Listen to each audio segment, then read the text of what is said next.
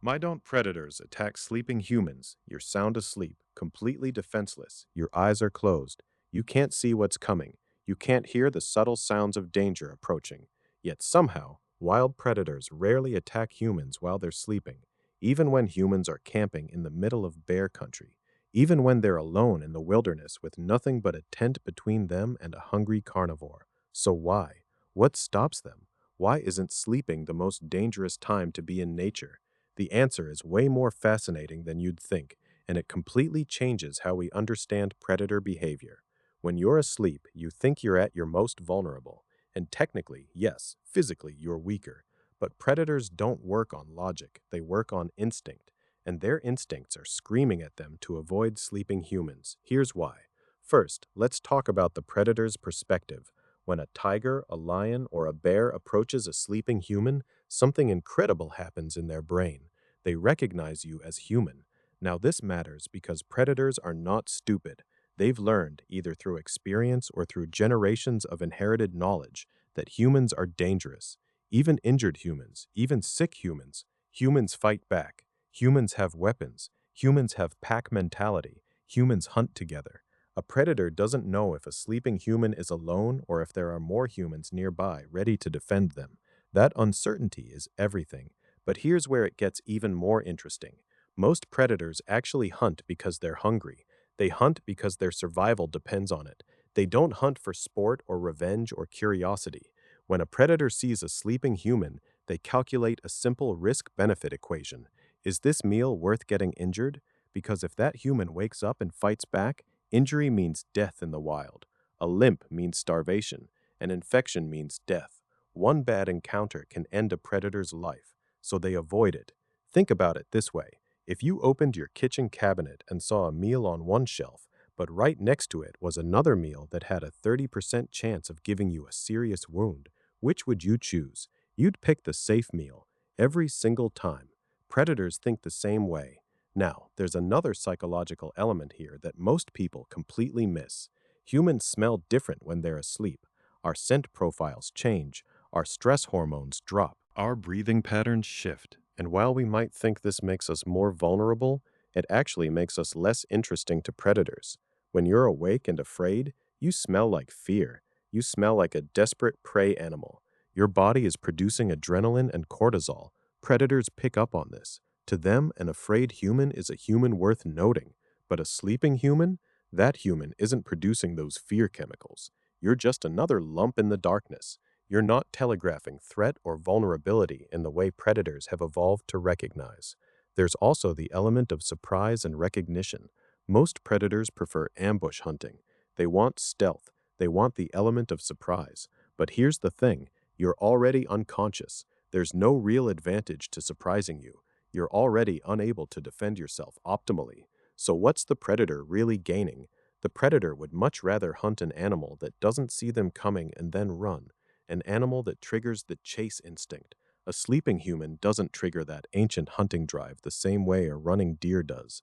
But let's talk about the exceptions, because they do exist.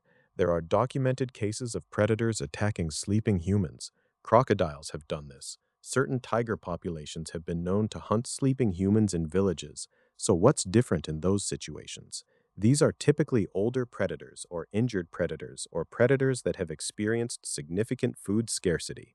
When a tiger's teeth are worn down and it can't hunt normal prey effectively, suddenly a sleeping human becomes a viable target.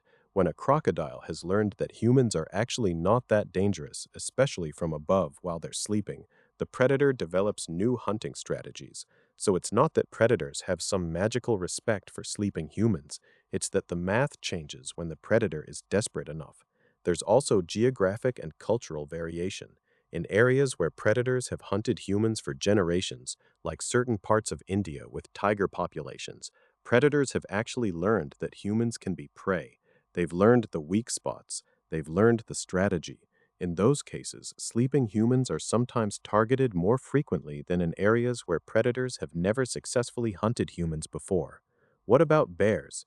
People camp in bear country all the time, sleeping in tents and rarely get attacked. Why? Because bears are intelligent. They smell the food you brought more than they smell you. They're interested in your cooler. They're interested in your garbage. They're not particularly interested in eating you. Bears would much rather eat fish, berries, and human food waste than risk the energy expenditure and potential injury of actually attacking a human. Predators are efficient. They take the path of least resistance. And here's something else scientists have discovered. Many large predators actually avoid humans on principle. We don't fit into their normal prey categories. They haven't evolved hunting strategies specifically for us. We're outside their normal food chain positioning. So unless they've learned through trial and error that humans are prey, or unless they're desperate enough to override their caution, they just don't see us as food. Even sleeping humans. The other piece here is pack behavior and territory. If you camp in a group, predators are even less likely to approach. If you're in a territory where humans are common, predators have already learned to stay away. They've learned that human presence means danger. That knowledge is passed to younger predators through maternal teaching and social learning. So by the time a predator encounters you, even sleeping, it already knows you're a problem. There's also the simple truth about energy expenditure. A healthy deer takes less energy to catch and kill than a human might. A fish is easier. A smaller mammal is less risky. When predators have choices, they choose efficiency. You're the expensive option on the menu.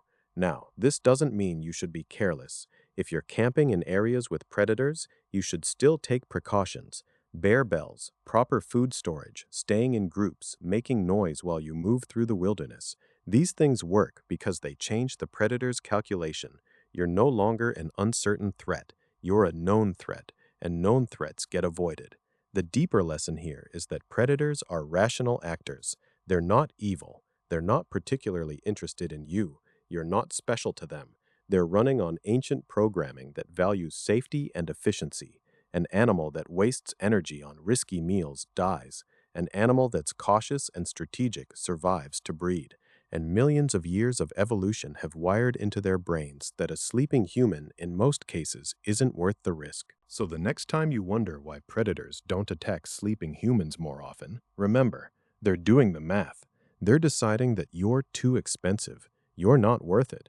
And honestly, that's the best possible outcome for everyone involved.